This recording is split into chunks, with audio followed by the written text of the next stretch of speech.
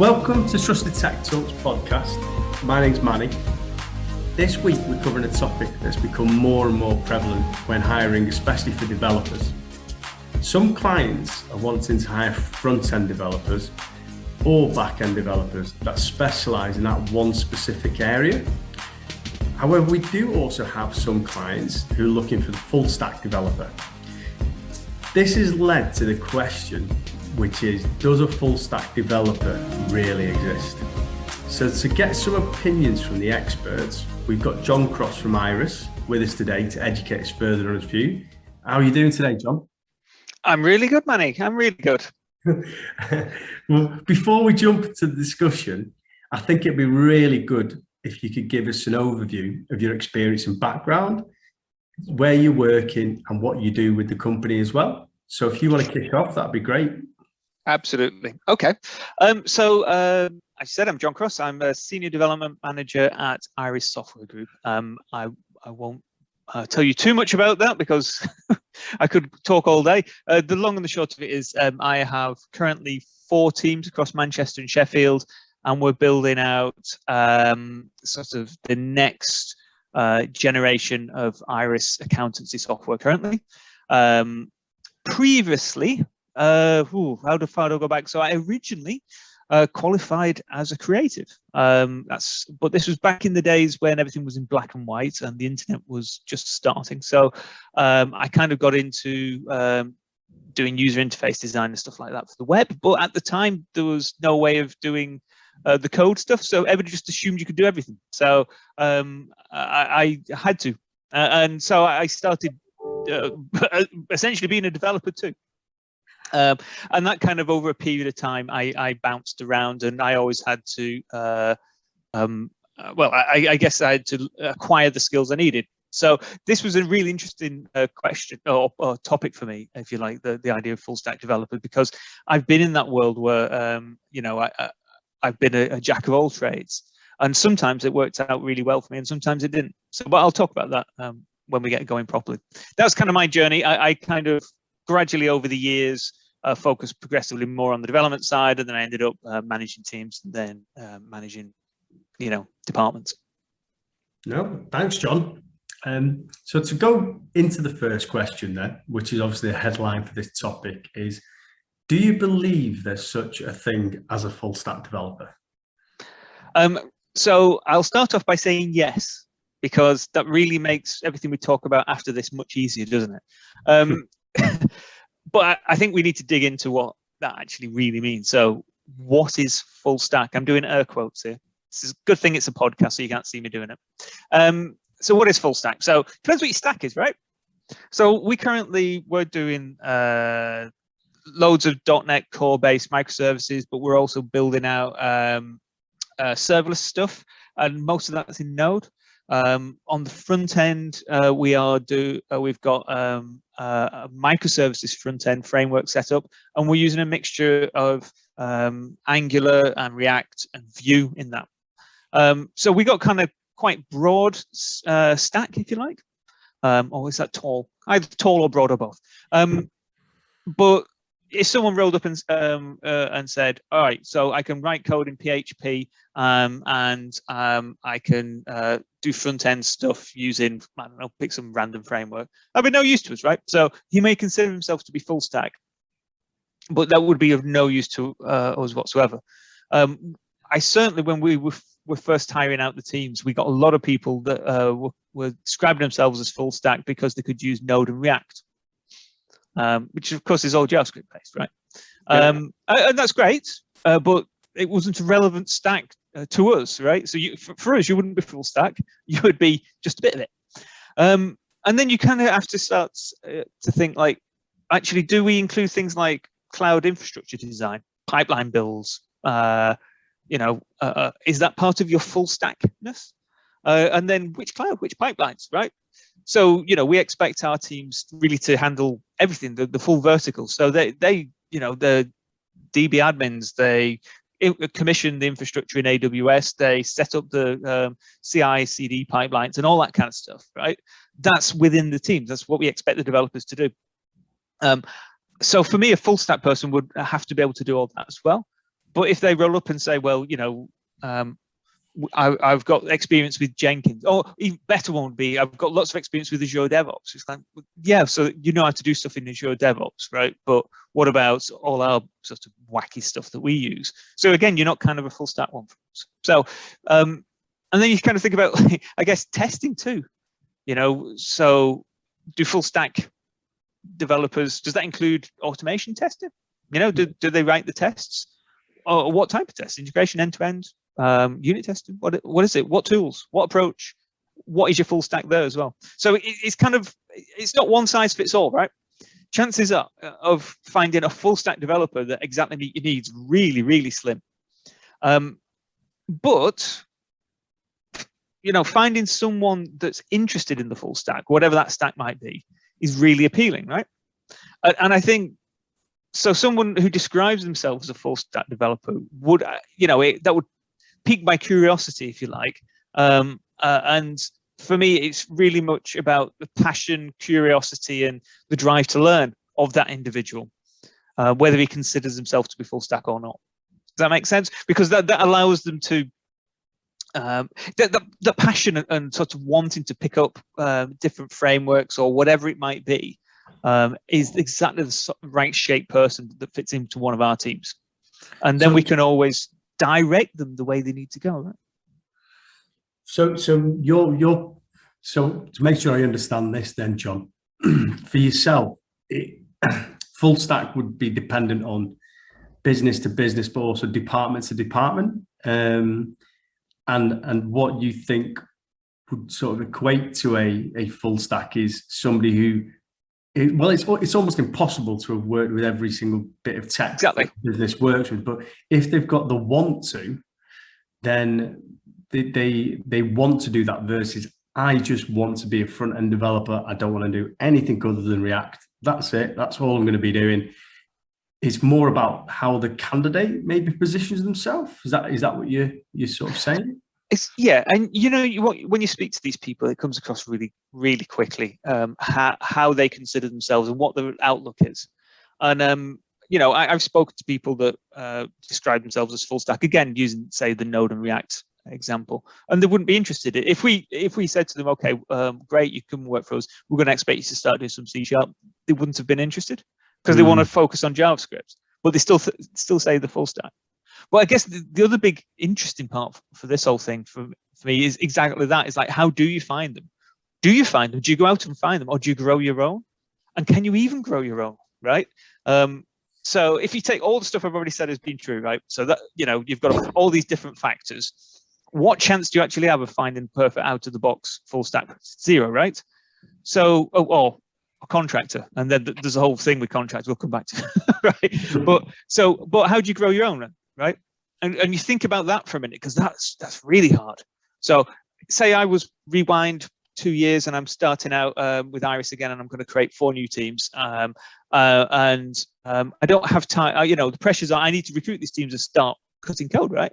So I can't wait for a team full of unicorns to turn up. So I say to myself, well, in that case, I need to grow my own unicorns, right? So, but what do I need to actually start delivering? So I can't wait 18 months to get a bunch of graduates and grow them all into full stack developers, because I still need to cut in the code. So what do? And the answer is you try to find passionate, curious people, those people I've already talked about, right? With some of the established skills. So that the idea being that they can then start picking up the things they've not done before. So they might not consider themselves to be a full stack, but they're interested in learning, and maybe they're really strong in C# currently. So we bring them in and then encourage them to pick up some of the front end stuff, for example. But if going back, I'm recruiting my new team, so I bring in 2 C# guys who are going to become full stack guys. Who's writing the front end stuff currently? Well, that means I've got to then go out and find some more front end focused people that are keen to get into C# as well. And that, it's just like this perpetual sort of increasingly hard to find the right shape people to slot into teams. And even if you do that, then how do you stop them just getting stuck in the rut? How do you encourage them to step out? So even if you take it as a given that we're going to have 5-6 developers in this team, and they're initially going to be a mixture of more back-end and front-end focused people rather than truly full stack, then how do you stop them just, getting used to that and actually challenge them so they start like wanting to take work that the front-enders would do when they're really C# and so on. And yeah, it's that sort of tricky bit. So how do you grow those unicorns, right? And one of the things we've done is come up with excuses. So we go, oh, Dave's on holiday. You're gonna have to pick up some automation testing. Is that all right? And they go, yeah, sure. And you kind of like pushing them into becoming full stack when originally they wanted to be, but they've just started to fall into a rut. So when you see the people started falling into a rut, you have to sort of find ways to take them out of that, get them pairing up with people, get them to cross skill as much as possible. Is Dave really on holiday in that scenario, or are you telling him, listen, just work from home, I need to get these guys so it's any excuse, right? It's any excuse. So anything that you can start, and I've done this, we go like, oh, it just turns out we've got a lot of testing this sprint, so can you guys perhaps pick up some of the automation testing? Or we've done it the other way around, actually, for various reasons, all the stuff we're going to be working on this sprint, you've already built 90% of the tests, so it's going to be really light. But there's actually a load of front-end stuff. You'd write a lot of your tests in JavaScript. Maybe you could help the front-end guys out. And it's that sort of approach, the sort of gradual upskilling and identifying how to challenge people to step outside of the accidental boxes they put themselves in. So I guess, sorry, go on. No, sorry, John. I was going to say, I'm guessing from doing that, there may be some people that have really surprised you and probably surprised themselves when they've stepped in and gone, do you know what? I actually enjoy this. No, absolutely, right? That's the best bit. And again, I'm going back to my, what I said, I don't know, when I've started waffling on 10 minutes ago. If the curious and the passionate, if those are the people that you hire, it's really easy to focus them or grow them into be full stack. Because when you give them that opportunity, and they love it, because I'm sure I've read research which says the single most important thing for software engineers when you're hiring them is the opportunity to extend the skill set. It's not salary, it's not the office, it's not like these cool places where you get free beer on tap and all that sort of stuff, right? It's actually giving them the opportunity to grow. Yeah. So if you're finding people that are even more passionate than the norm, and those are the ones you get in, then actually the opportunity to grow your own full stack, your own unicorns becomes that much easier. But it's the whole idea of full stack developers and everybody being fully cross skilled is really sort of what everybody wants. But I think the path to getting there is really, really hard. You don't just come out of the box. Quite often the people that say the full stack, it's an irrelevant stack or it doesn't work for you or whatever. And you need to use a mix of finding some people that have already gone through that journey and are actually really a useful full stack that's for you, and also growing your own and finding the opportunities to keep everybody trying new things so they always feel challenged and they have that sort of, gets the blood pumping sort of thing. No one falls into into a rut. So it's a very long way of saying it's hard. Does that help? No, 100%, John. And I think it's good that you've the way you've explained it with the different types of scenarios, with the combination of having your homegrown, unicorns versus the people coming in as well. Because I think anyone who just said yes or no to that question and said, yeah, all of my team's full stack or all my team specialists, and this is why, it's not a real representation of the marketplace, really. Yeah. So sort of leading on then to this, John, because obviously it's changed quite a lot over the years. In my 16 years, it's definitely changed the sort of the want of a developer and the demand and what they're expected to know and do. What do you think a developer will look like in the future? Who knows, to be honest. So I think the need. If I'm going to be completely honest, I think the need for developers to be able to do anything, that's sort of the why a full stack developer is particularly useful. I think that's driven by the limits of the technology currently. Right. And it sounds strange because if you think about it, it doesn't feel like the technology limits really. If anything, it's like we're living in the space age in comparison to 10 years ago, right? But right now, so is it handy if your developers know how to configure a Kubernetes cluster? Right now, yeah, it's fairly handy, right? But how much longer will that be the case? So it's less handy now because of the rise of serverless. So it was probably more handy a couple of years back, right? But then you've got things like AWS Fargate, right? Which is essentially serverless for Kubernetes, isn't it? I think. So fast forward another 5 years, 10 years, will it be important for a full stack developer, in my silly air quotes, to be able to do that sort of thing anymore? Or will it actually have been abstracted away and there's just no need? Yeah, what if Amazon launches something that handles all your pipelines for you? So you don't have to worry about Azure DevOps or anything else. It all just magically works. Or what if they come up with some low-code solution that's completely bulletproof? It's got AI powered, because AI is, a nice buzzword to throw in there. Yeah. What if? I guess the answer is, right, if they think about it, it's not so much future developers will be full stack or specialized, something like that. They just need to be adaptable and passionate and interested, and that sort of keen desire to sort of change your path and change your skill set to match a fast moving world. So I guess that's your answer, right? They need to be whatever they need to be, and they need to be keen to become that person. No, that's it makes sense, John. It's so hard to predict what's going to be and what isn't. If you told me sort of 5 years ago that we'd want developers that knew DevOps, were basically DevOps, do all their own testing, you'd think you'd be crazy. But it's becoming more and more of the norm. Just as the roles are evolving, and I think also as skills are getting short, the skill shortage is getting shorter and shorter. There's less candidates. Therefore, the ones that want to keep on learning are going to be the ones that are going to be in high demand.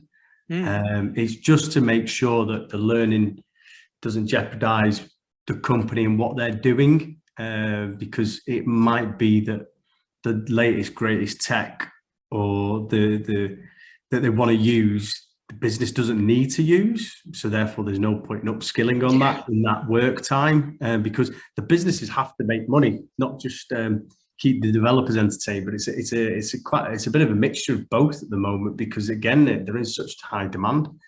Yep. So I mean, I could do an entire podcast just on that subject, mate. I think there's, as part of developing or helping the software engineers and people like that to develop themselves, a part of that is actually helping them with the maturity.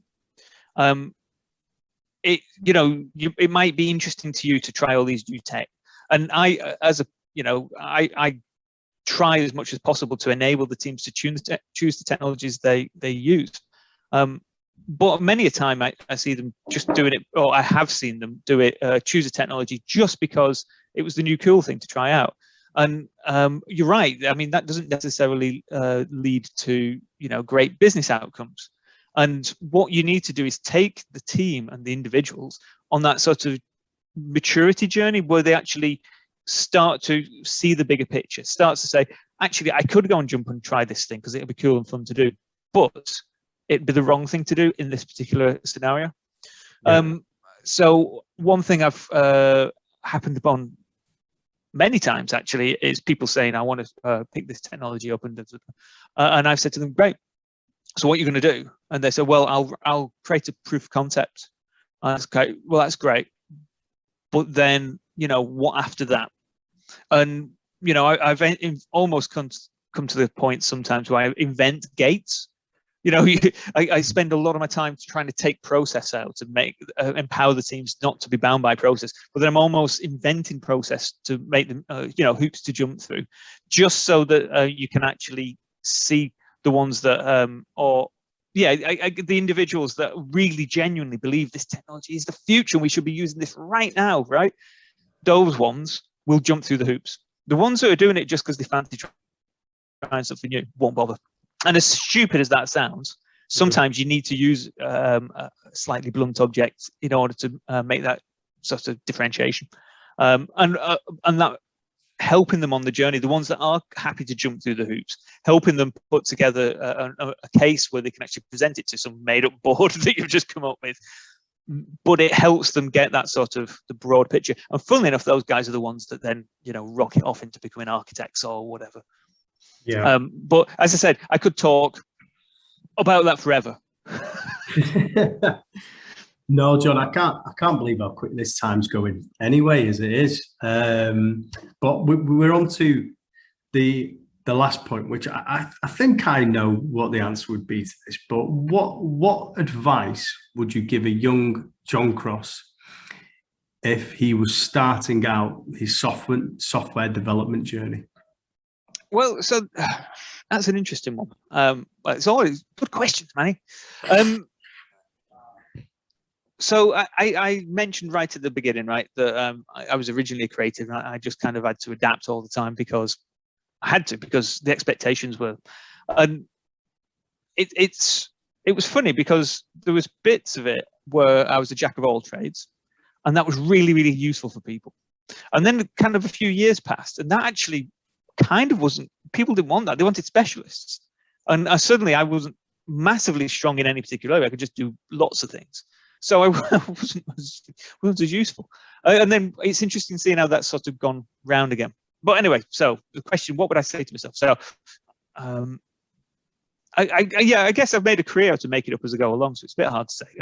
I sometimes look at my past and think I would have been much more successful, probably much wealthier, if I'd had a more focused approach and a career plan. I work with people who were younger than me that had that sort of career plan, who were like, 5 rungs on the ladder further up, right? But I don't think I'd be happy now if I'd done that. I've had a lot of fun along the way. So I suppose the point, I'm going to go back to it again. It's the same thing again: passion, curiosity, adaptability. I tell myself to ditch the roles where I'm not passionate about what I do, to be honest. And follow your passion, follow the things that you're curious about and excited about. And that's kind of how I got here. Oh, it'd be nice if I was wealthier, but hey. I guess it's, yeah, probably that. I mean, the only other thing I would say is, try not to paint yourself into any particular picture or whatever. Back to what I was saying about the full stacks, people saying the full stacks because they have to use 2 technologies. Don't position yourself as a jack of all trades. Don't position yourself as a specialist. Don't position yourself as a full stack. Position yourself as a person that can deal with situations, can adapt, and is really excited about the opportunity to do that. I think that's probably a good way, because that sort of adaptability, but done as a jack of all trades, doesn't always look good on you. And I guess the other big one, and this is the big piece of advice I'd offer myself: buy Bitcoin when it was like $1 each. I remember that. I remember people talking to me and they're saying, I've just bought some, they're only $5 each. 60 grand now each.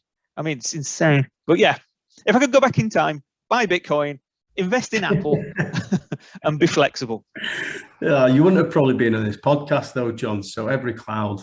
Well, yeah. I mean, if I'd bought like a grand's worth at $5 a piece, I'd be like worth 100 million quid now or something. Yeah, it's crazy. Yeah, I definitely wouldn't be talking to you. So I guess it all goes round in a circle, right? Back to what I said. Not necessarily the most successful and the wealthiest, but at least I've had fun along the way, right? So at least I get to talk to you, Manny. Exactly, John. Well, thank you so much for your time, and cheers for your input, John. Insightful as always, so really appreciate it. So thank you. Hey, I've loved doing it, and I can't wait to hear what other people have to say on so forth. It's going to be great. Thank you for listening to this episode of the Trusted Tech Talks podcast with me, Manny, and this episode's guest speaker, John Cross from Iris Group. If you still have questions around full stack development, please feel free to get in touch via Trusted Tech Talks on LinkedIn or drop me, Majinder Man, a direct message. Plus, make sure you don't miss out on the future episodes by following Trusted Tech Talks on LinkedIn and Spotify.